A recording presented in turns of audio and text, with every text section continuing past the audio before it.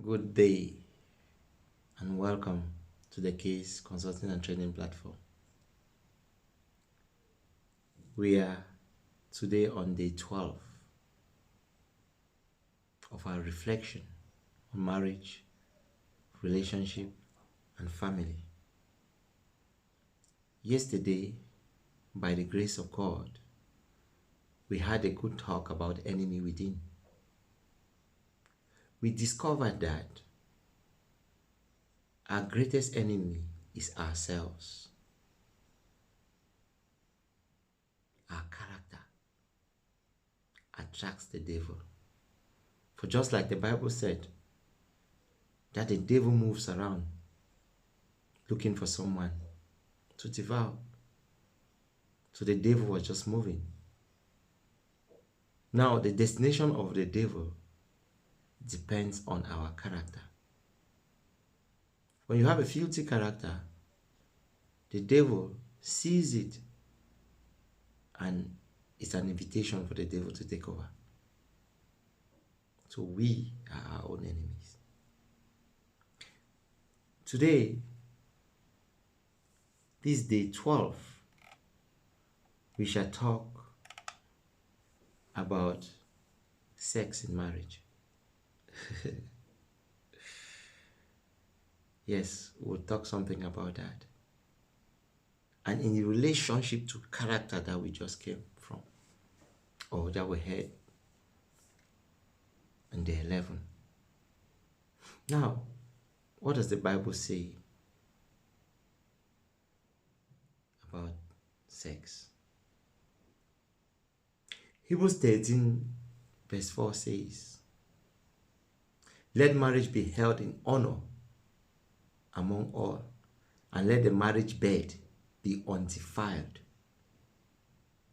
For God will judge the sexually immoral and adulterous."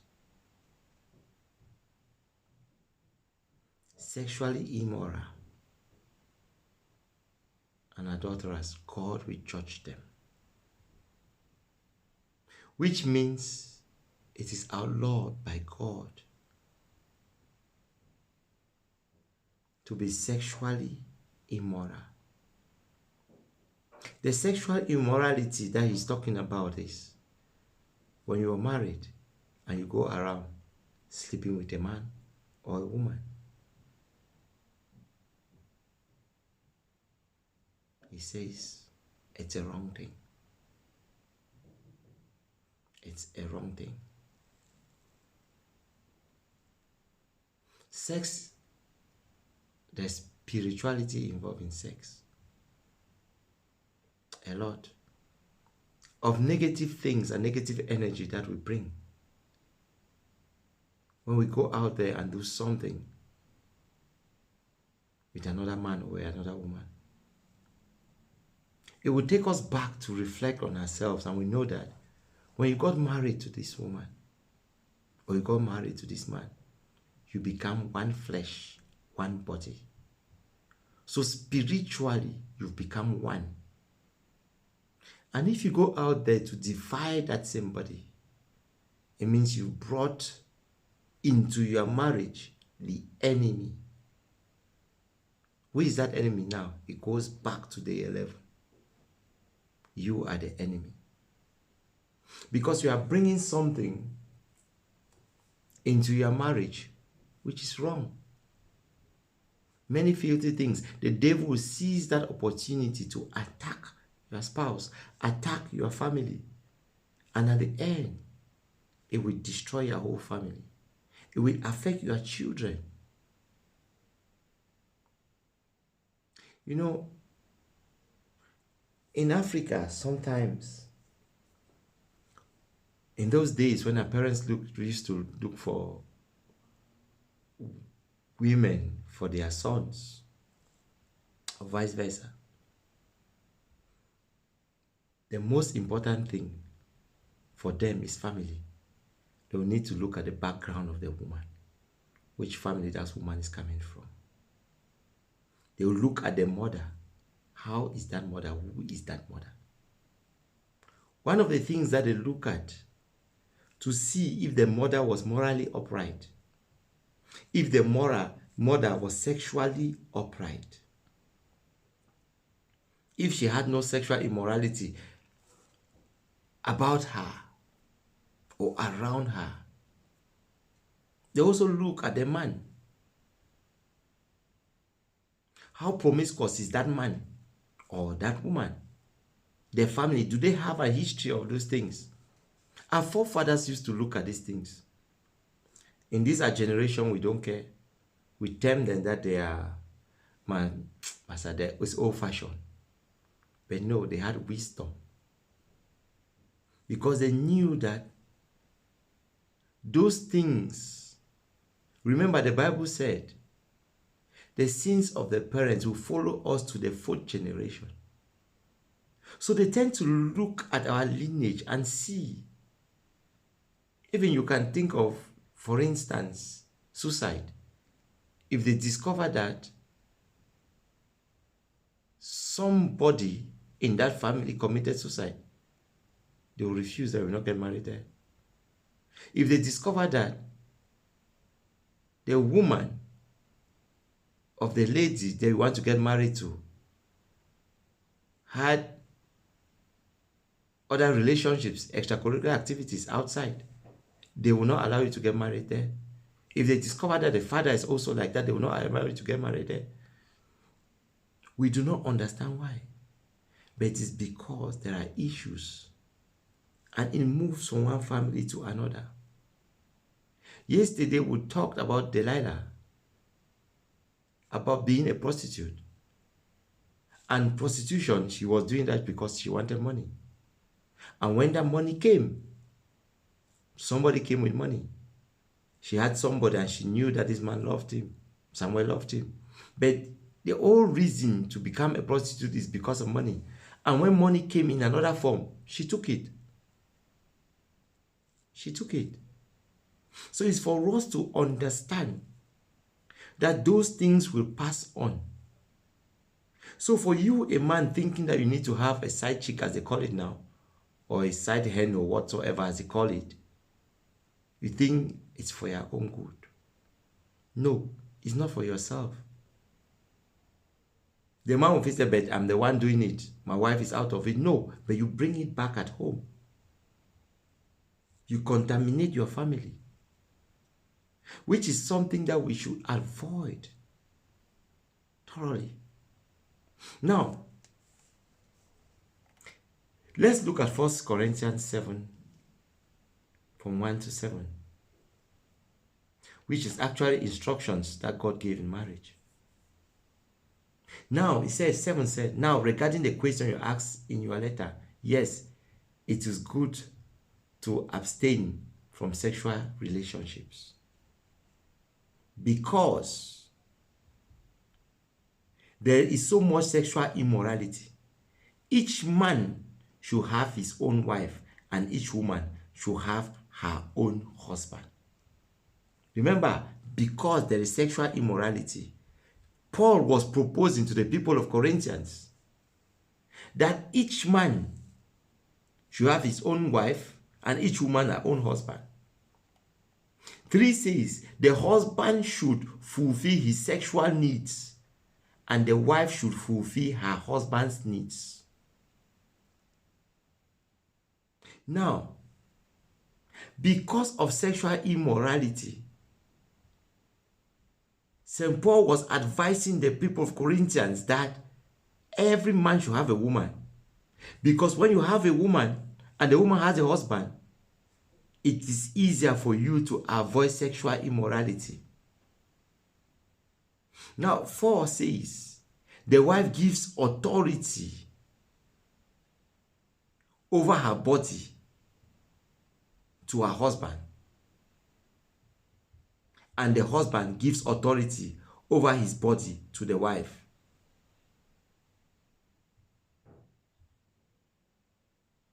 I missed verse 3.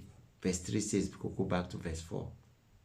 It says, the husband should fulfill his wife's sexual needs, and the wife should fulfill her husband's needs. The wife, the husband, first it was the husband. You must fulfill your wife's sexual needs. And then the husband, the wife, you also needs to fulfill your husband's needs. 4 says, the wife gives authority over her body to her husband, and the husband gives authority over his body to his wife. Now remember, 2 ways. The woman is giving authority, the husband gives authority. So both of you have authority over the body of one another. Now 5 says, do not deprive each other of sexual relations unless you both agree to refrain from sexual intimacy for a limited time, so you can give yourselves more completely to prayers. That you must come in agreement before sex is put out of the table. And it should be for a limited time. Limited.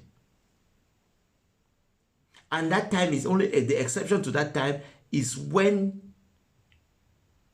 you people have agreed to pray. You want to give time to God. And we said, no, let's give this time for God. So let's stop for now.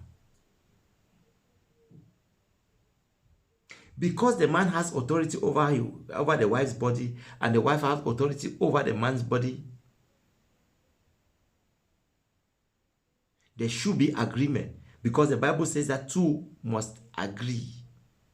But when you are agreeing with love, when you are agreeing because you love your partner, so you are doing these things because you love him, you love her, it's different.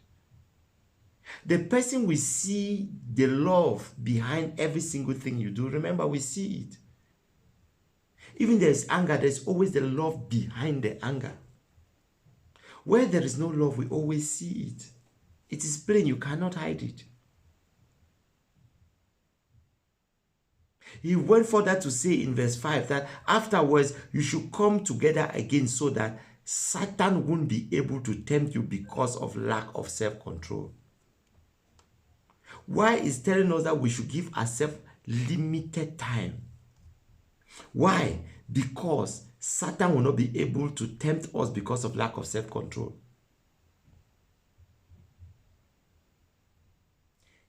God is telling us that, and St. Paul is explaining to the people that we might lack self-control because we are attracted to one another and we want to enjoy the body of one another. Because of that, you are aroused when you see the futures of your husband or your wife passes by and say, wow, I need this. You are aroused. But he doesn't want you to go out. So then, give it. Why did God create it? God created marriage first for procreation. And secondly, for us humans to enjoy ourselves, because there is something sacred that he put in it that is enjoyable. He made it that way. So it is something that we need to have.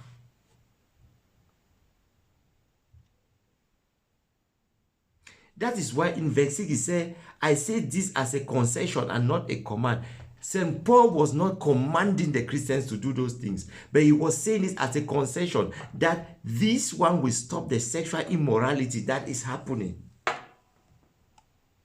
Is it not the same thing that we face in our society today? These are the people of Corinthians, but now bring it to our present dispensation. Is it not the same? Because we do not satisfy each other. The man starts running around to look for another woman. The woman starts running around to look for another man. We do not communicate with each other because sex is communication. We communicate with our body. We communicate with our hearts. We communicate with touches. We communicate with feelings. And when we communicate with that, it transcends to sounds that we make. That is communication. You go with feeling, you go with touch, but now it translates to sound. Voice starts coming out. You are communicating.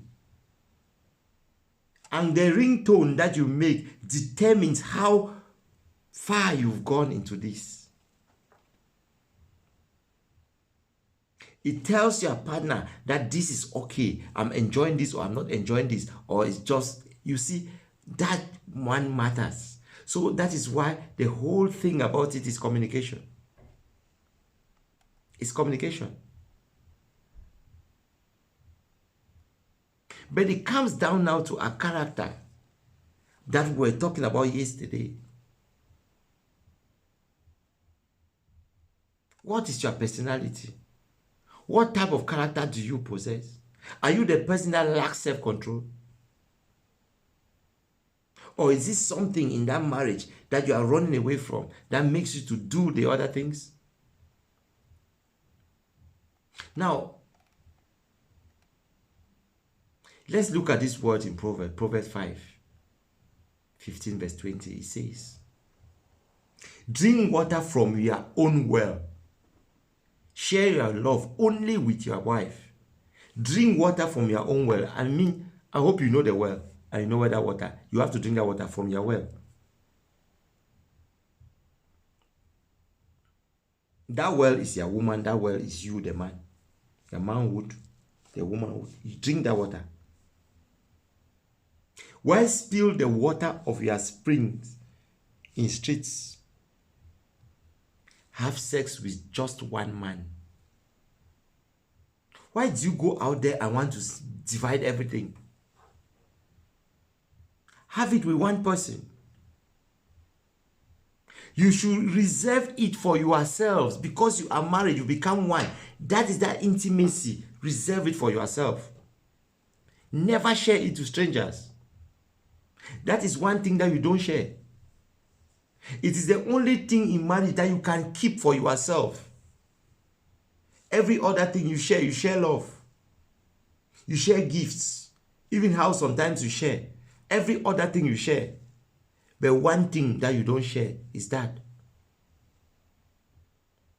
It says, let your wife be a foundation of blessing for you. He who finds a wife finds a good thing and obtains favor from God. Let it be a blessing for you. Rejoice in the wife of your youth. Rejoice in the woman that you've decided to get married to. Love her. Love her. 19 says she is loving.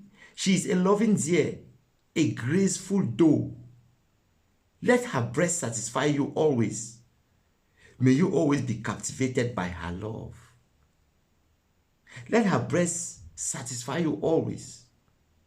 What are you looking outside? She's a queen, the queen that you chose to quench your thirst.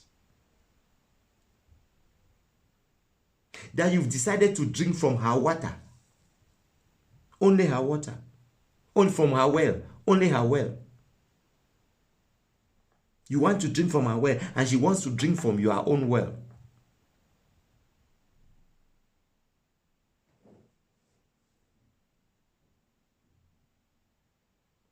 So it is important for us to see that God places a lot of emphasis on this and makes us to understand that it is sacred. We should keep it together.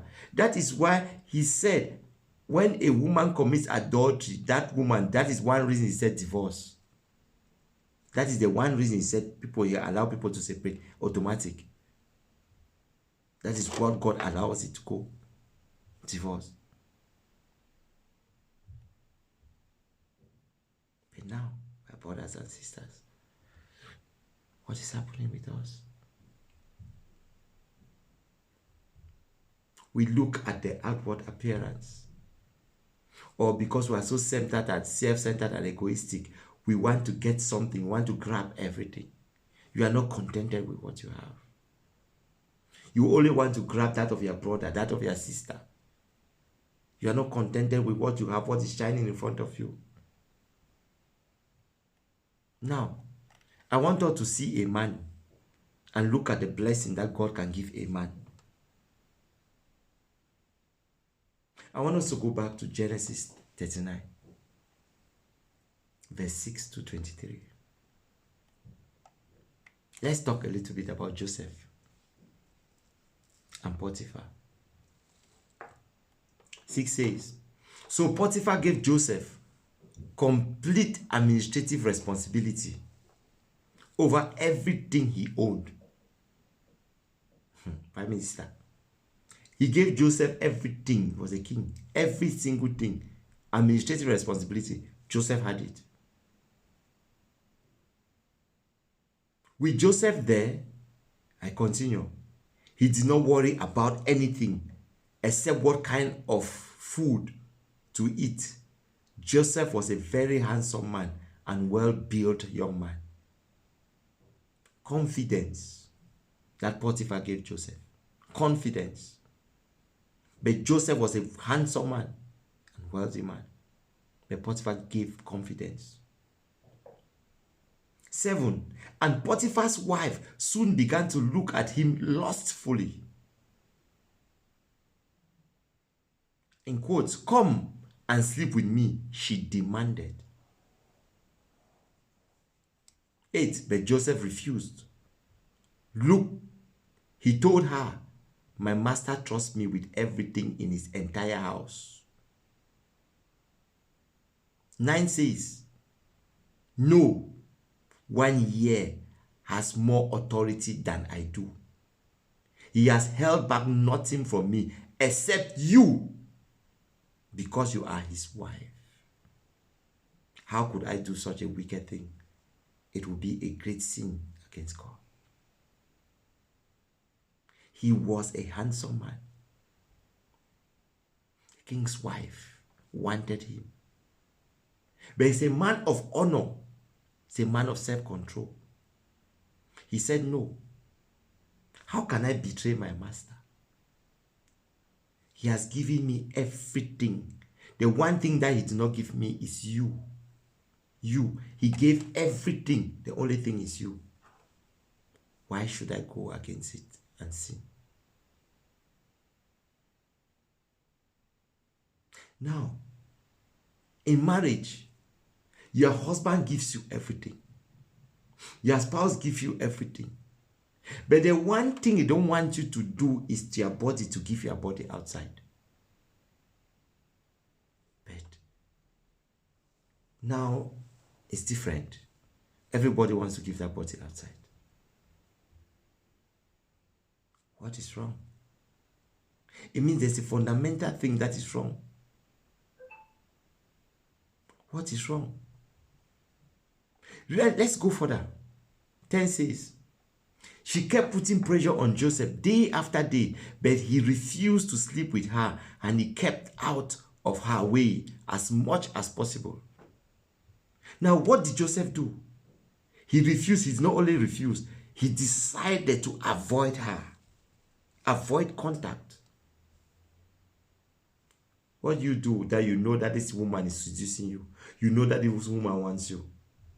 Still, you know. But every day you're with that woman, say she's just my friend. But you know in your heart what she wants. It might not be Potiphar that asks directly, but you know there are indirect passes that this woman has done. You, the woman, you know that this man is my friend like that, but he wants to sleep with me. You know the indirect things that he has done, showed to you. You know it. But what do? You are still going there. Now, look at the wise man. What did Joseph do? He avoided it. 11. One day, however, no one else was around when he went in to do his work. 12. She came and grabbed him by the neck, demanding, come on, sleep with me.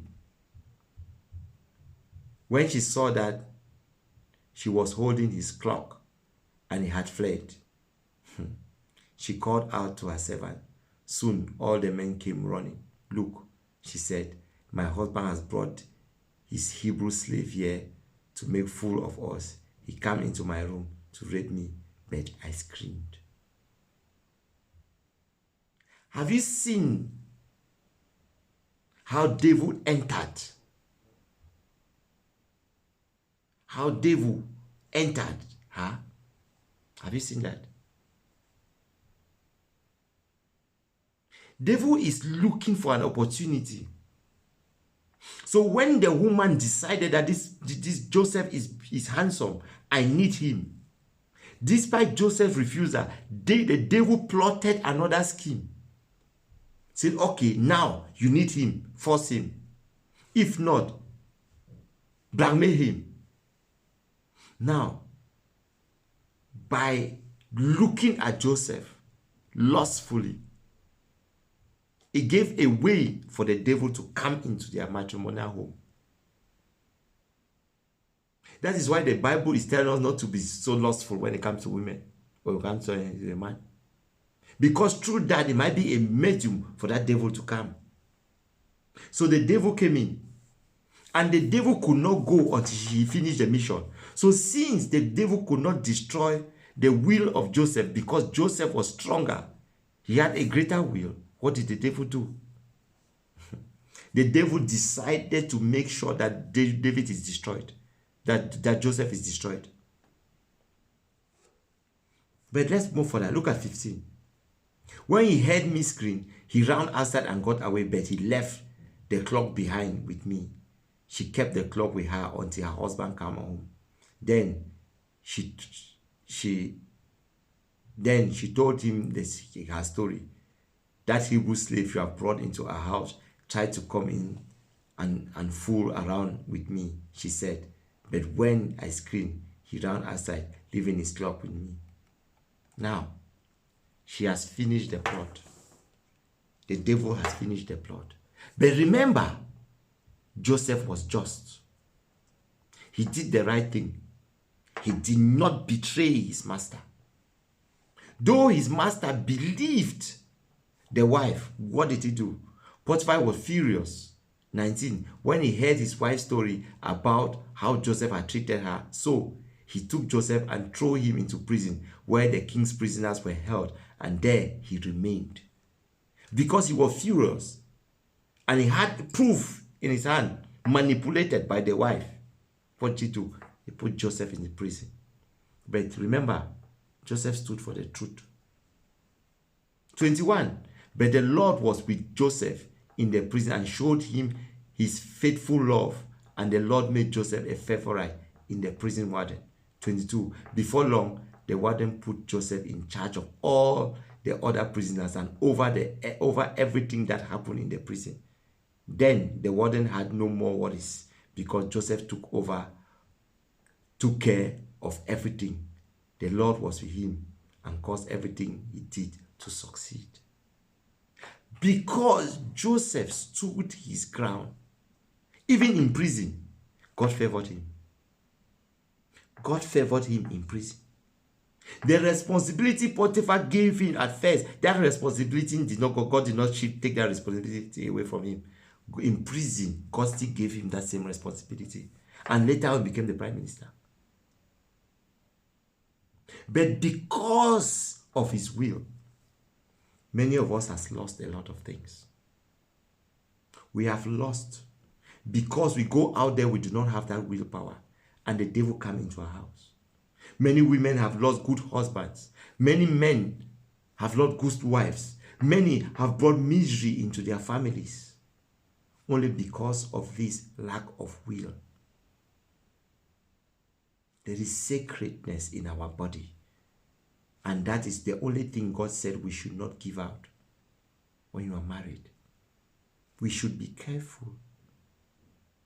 As much as it, as good as it is, as sweet as it is, it can lead us to issues. My brothers and sisters, share with friends.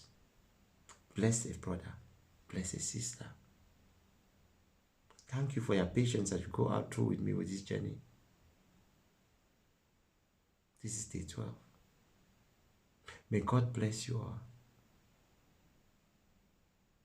Shalom.